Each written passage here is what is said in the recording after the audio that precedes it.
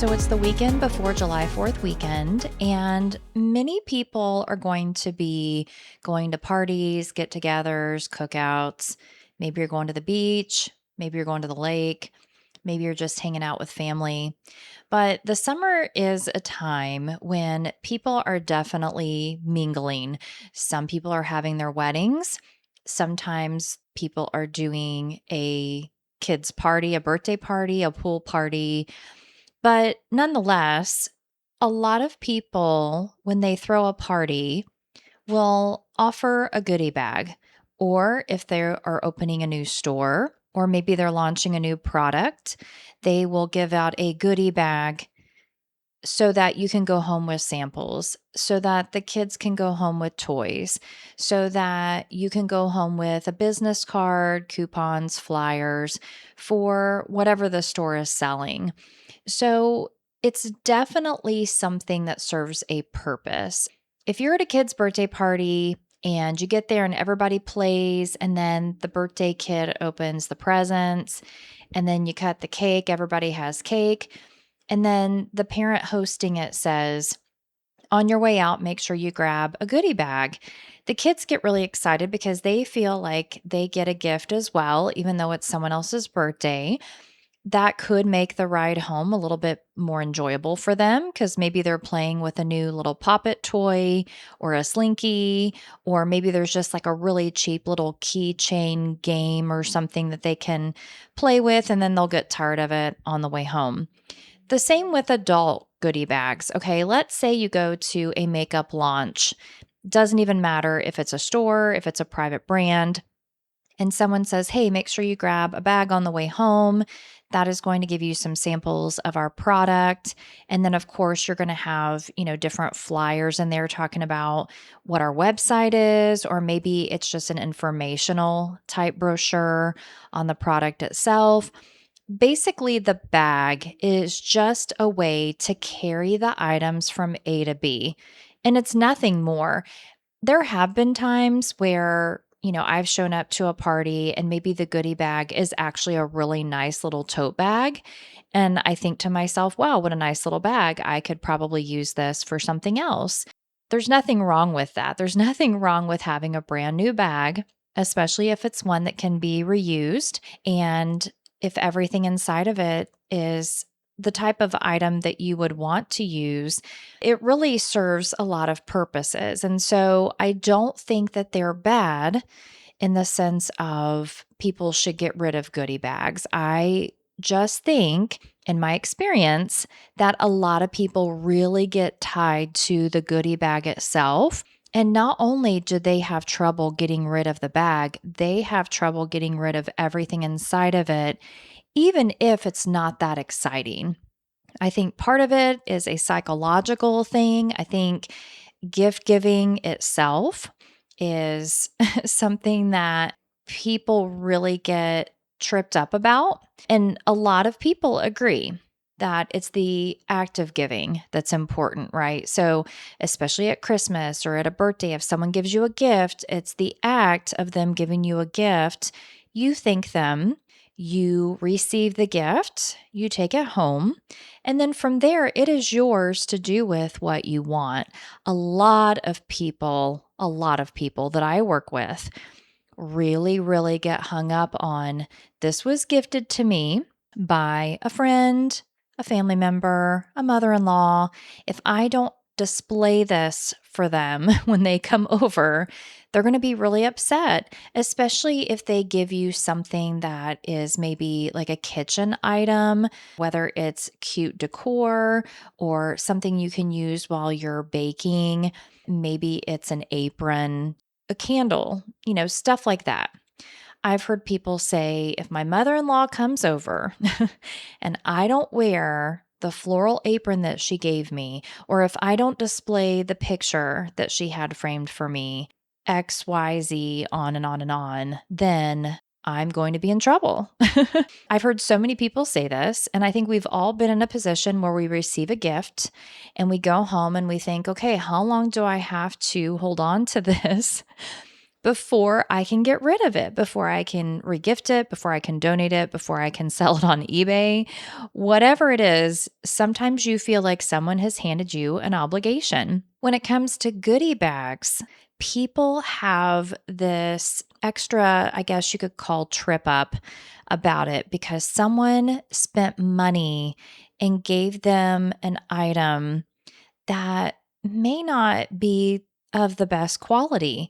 When you look at those little toys, like those little poppets or those little slinkies, my son ended up with like a little Rubik's Cube. It was super tiny, and he actually has a regular Rubik's Cube.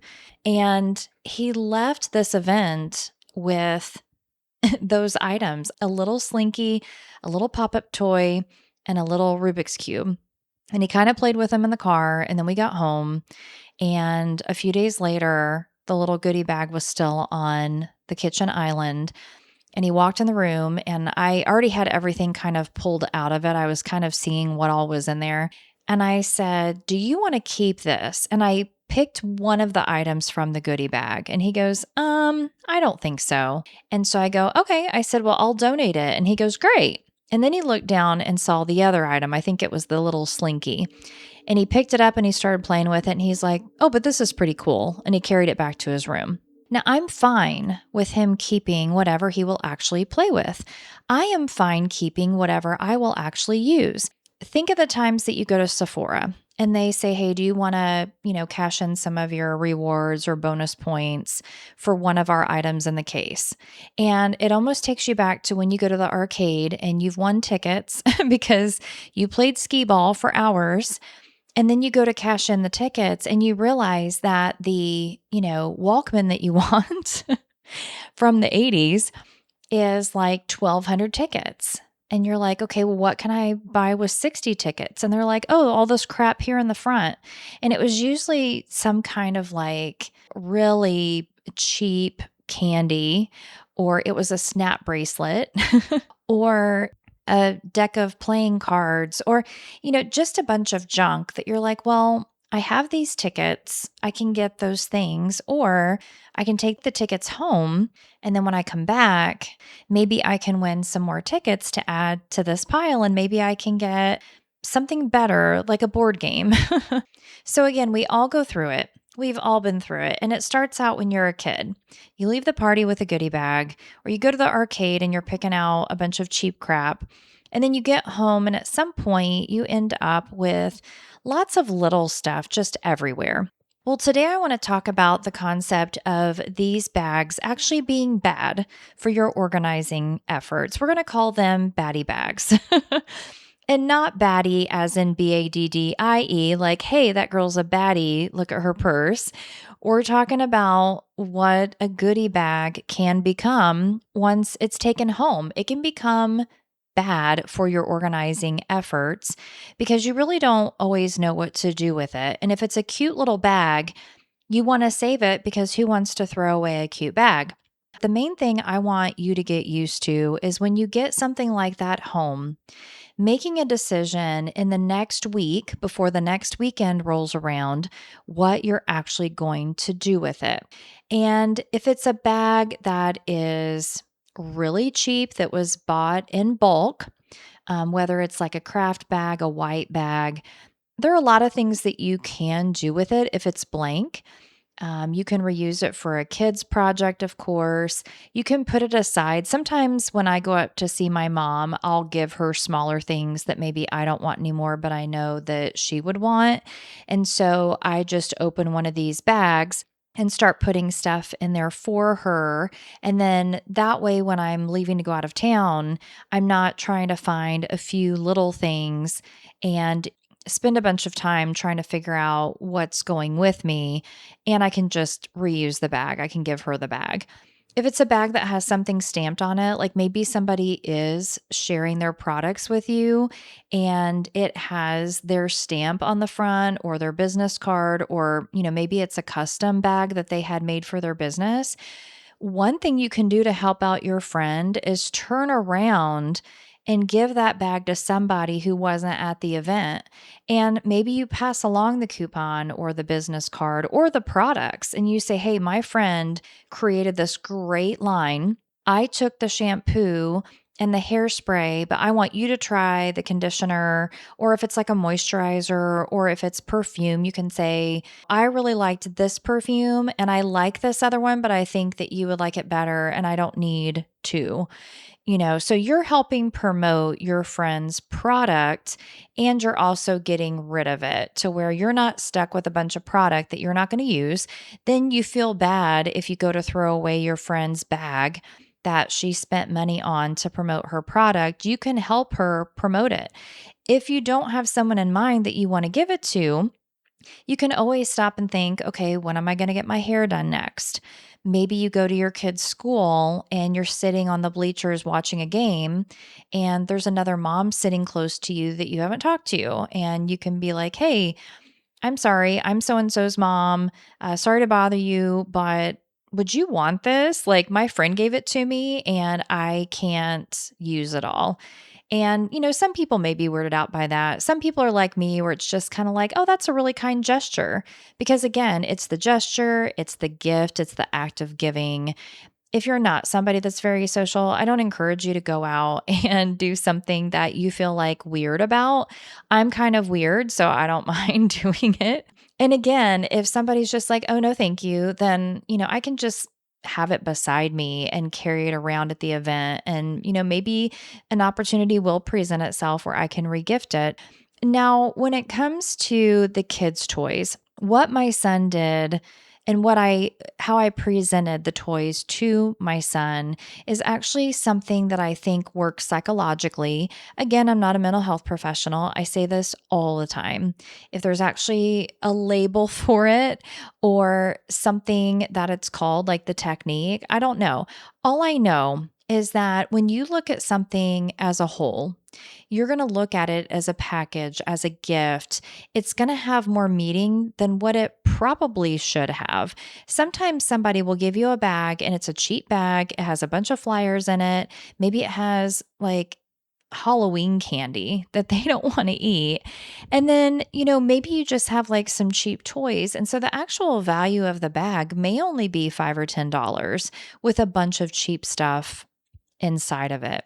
And you're kind of holding on to that because you look at the whole thing and you're like, well, someone took some time to put that together. And, it did cost somebody something.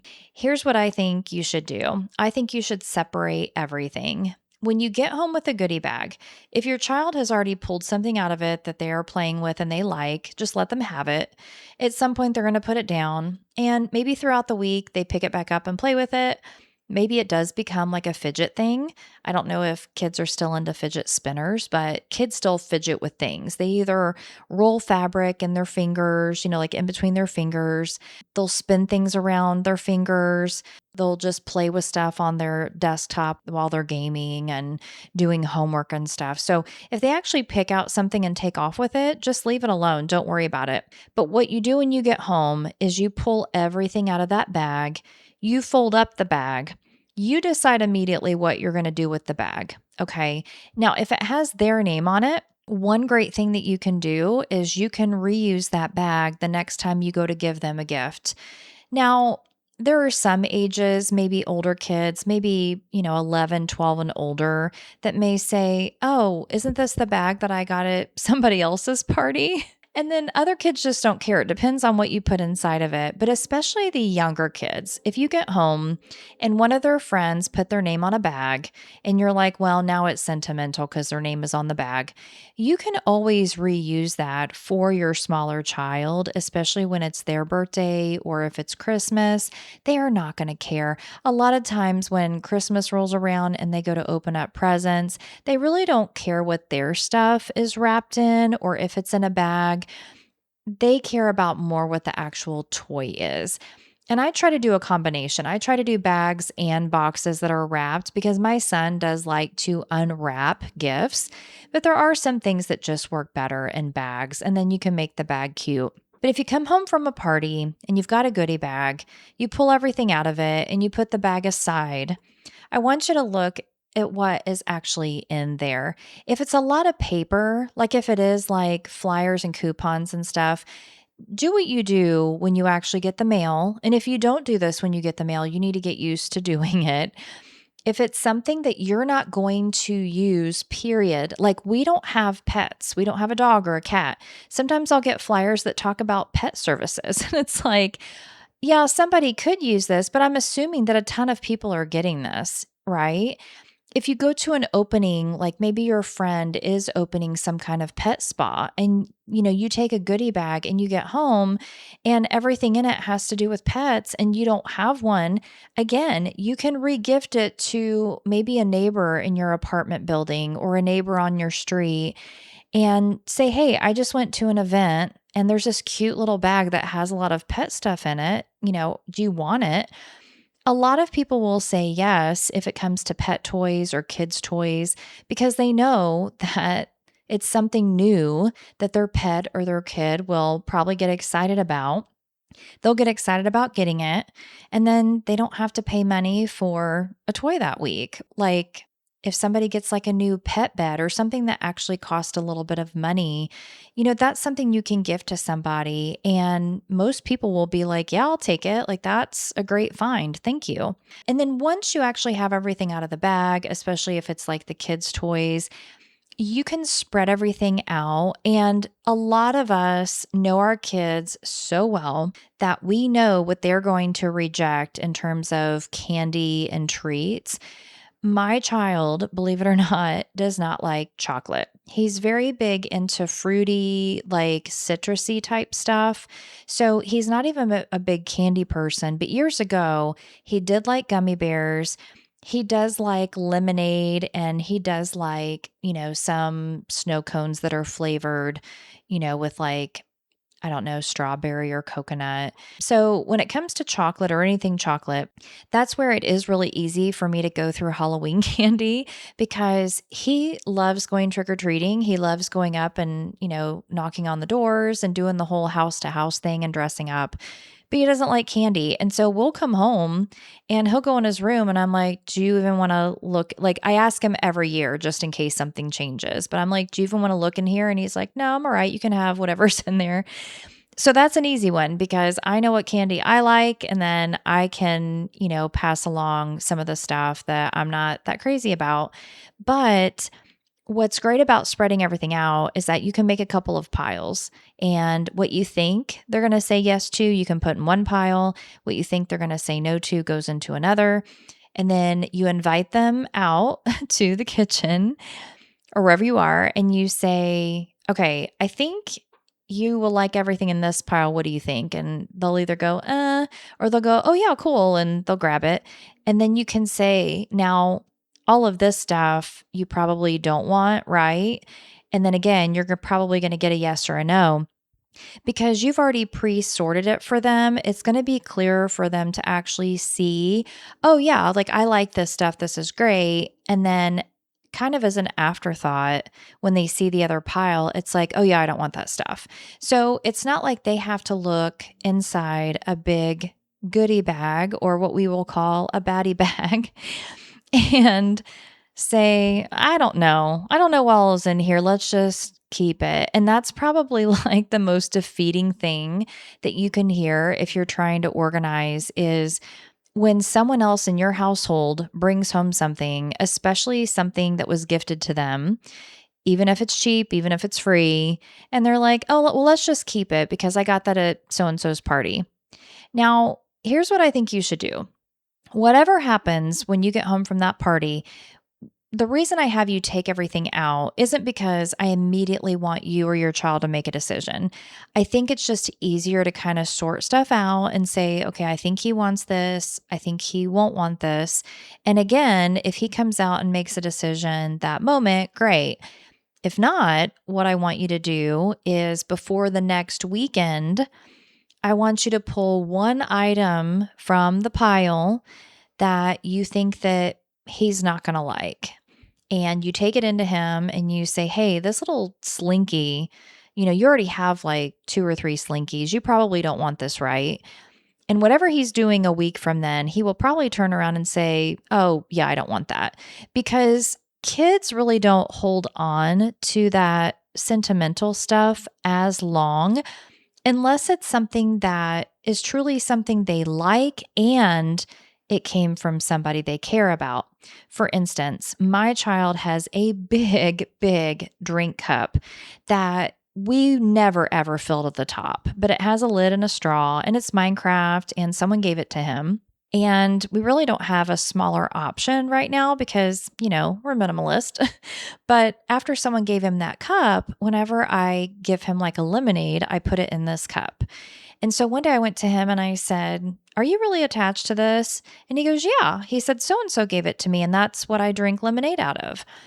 Now, that attachment is actually great and it's actually very final. So, until there's a substitute for that, he's probably going to keep wanting his lemonade in that cup. I'm not saying you have to do it. I'm not saying that he can't have lemonade in a disposable cup or a glass.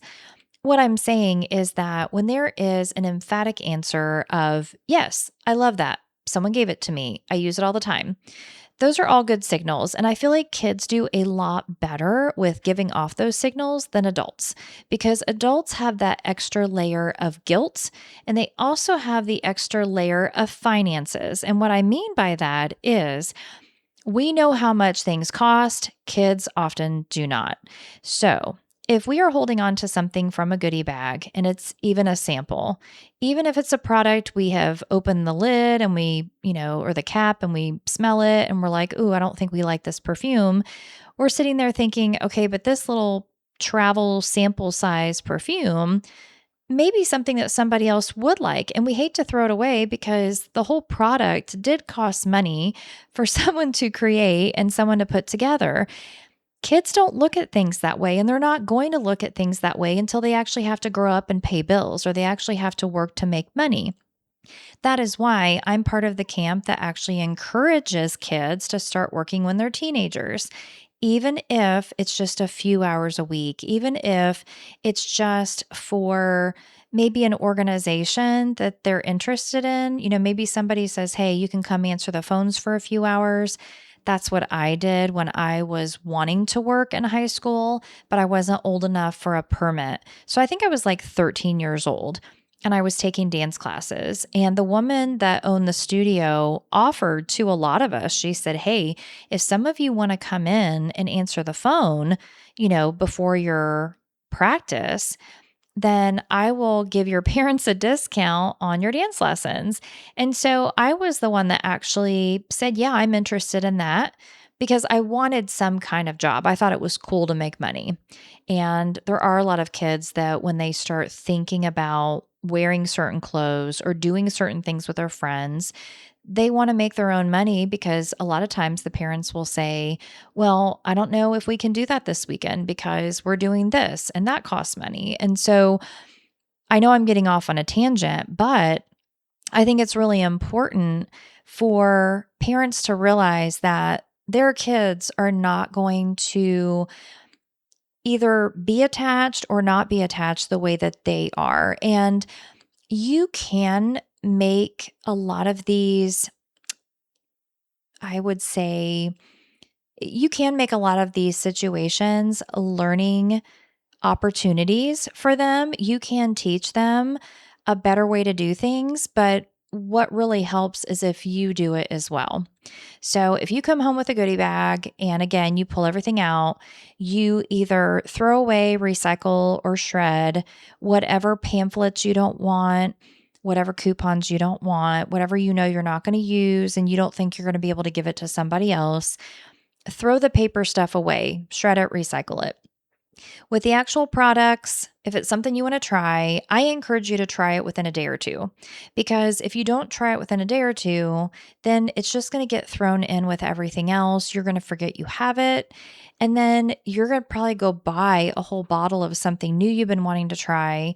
And then when you see the little sample, you're going to say, "Okay, well, I don't really need this now. I just bought new shampoo or I just bought a new perfume. I don't really care about this."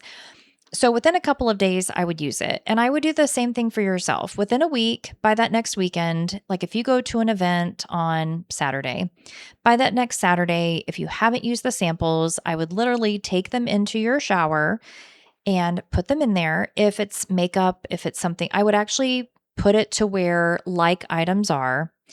And the next time you go to get ready or you go to take a shower or you go to put on perfume, you literally put that on or you use that item.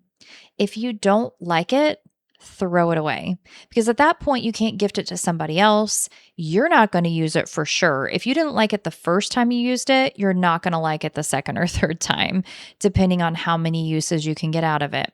So I recommend immediately within that first week figuring out if you're actually going to use it, which is good for the people who gave it to you. That's what they want. They want you to sample their product. And if you love it, then the next time you go to buy that type of product, then consider them. That's all they're asking of you is, hey, for free, I want you to try my product because I think you will like it and I want to make money. So if you go home and you never sample their product and you never pass it along to somebody else, that's not really supporting the cause in which you got the goodie bag. I've seen people show up to events and they're like, hey, I'm here to support you. I'm here. And then they take something home. And then 5 years later, they hire me. And I'm like, hey, what is this? And they're like, oh, my friend created da da da and wanted me to try it. And I'm like, well, how is it? And they're like, well, I don't know. I've never opened it. And it's like, okay. And I get it. We get distracted or we have our favorite things. And so that's why people put free things in front of us all the time, right? When it comes to the goodie bag that comes home from a kid's event, if someone's not promoting an actual toy or promoting an event or a kid's place, like maybe somebody's like, hey, take this goodie bag, and a lot of it is promotional material. If you know you're never going to take your kid to that place, then just turn around and say, hey, does somebody else want this? Or the best thing that you can do, okay, is not take the goodie bag, okay? If it's your child leaving a party, let the kid take the bag, okay? Don't get so strict that you're like, you can't take the goodie bag that has your name on it home. But what I'm saying is if you separate everything when you get home, it's no longer a baddie bag. It's no longer bad. It's just a series of items. It's just items. The bag was the transportation, the vessel that got the items home. And when you spread everything out and you look at it, you're like, oh, this is a bunch of crap. And then it makes it easy to make a decision from there. And that's what you want. You actually want to separate everything so that there's not the illusion of, oh, look at this gift. Look at this bag. Look at this setup. And you hear people do it all the time. It's like, oh, like look at all of that together. You got to separate it. Come home, separate it all. Let whatever you gravitate towards consume you. Okay. So if you're like, ooh, like this lotion's great, it smells good, and it's a sample size, keep it, throw it in your bag, throw it in, your travel kit, put it beside, your bed on your nightstand, and then use it. And then if it becomes a habit, if you're like, oh, I used that like 6 nights in a row, that hand moisturizer, and I love it. Where did I get that from? Or how can I get more? Because then you're not being sold anything. All people are asking is that you try it. You did. You either love it or hate it. And you know right away if you love it or hate it. And then you either move forward and buy their product, or you go the other direction and you say, yeah, I'm not really crazy about this. Maybe you like show it to somebody real quick and you're like, do you want to try this? And they're like, no. And they're like, okay. And you throw it away. If it's something that can be recycled, you can recycle it. If it's like a big product, for instance, I did a consultation for my hairstylist years ago. It was a free consultation. He had done my hair. He lived in the building that was above the salon. And he kept talking while he was doing my hair, saying, oh my gosh, my place is a mess. And I said, well, I can come look at it really quick. And so we went upstairs, and he and his partner had created this little space that had, a bunch of products because he was a hairstylist. And then his partner also had a bunch of stuff. So I was kind of giving him some advice and we had talked about working together. It was a very, very busy season for me. And the salon was kind of a far drive for me. And so going to get my hair done, once every 6 weeks was fine. But going back to do like a multiple day project, I was like, you know what? Let me just give you like 10 minutes of advice, suggestions. Instead of paying me to come back, I'm just going to tell you what I think you should do. And at the end of the 10, 15 minutes, he's like, oh my gosh, that was so helpful. Here's a big thing of conditioner. And it was like 33 ounces. And I kid you not, I am still using that bottle of conditioner. And I've alternated it with other things over the past couple of years. And honestly, at some point, I'm just going to toss whatever's left because once you've kept a product a couple of years, it really just isn't as great as when you first open the bottle. I probably should have tossed it about 6 months ago, but the consistency was still fine, didn't smell weird. But I got a lot of free conditioner and I wasn't going to charge him anything. But he felt like there was a lot of value and didn't expect to pay me. But he was like, hey, we've got this big bottle of conditioner. And I'm like, I'll take it. Because it was the same product line that he had used on me just hours before. So it wasn't like I was taking something that I didn't know what it smelled like or how it felt on my hair. It was like, oh, cool. Like, this is a bonus. Like, I went to get my hair done. And instead of paying $30 or $40 to get a smaller version, I literally gave him a consult and gave him advice and encouragement. And I ended up with like 2 years worth of conditioner. It's fine to say, yes, I'll go ahead and take that. You just want to make sure it's something that you're going to use. And if you've taken it and you change your mind or your kid changes their mind, then there's nothing wrong with figuring out an alternate plan and then moving on with your life. Because if you don't actually use a goodie bag, it becomes a baddie bag where you don't use the stuff inside of it, you don't reuse the bag, and it becomes this thing that just hangs over your head and you really can't move forward from it. And then you really can't get into a better habit of rejecting the stuff down the road that you don't want. And it's just this vicious cycle that you never, ever can escape. So I hope this episode was helpful. Please make sure to give us a review on Apple Podcast. I would greatly appreciate a 5-star review if you've enjoyed the content, or you can email me at labeledorganizing@gmail.com. Let me know if I can improve the show, if you're not happy with something, and I will do the best that I can. I hope you guys have a great week, and I will see you in the next episode.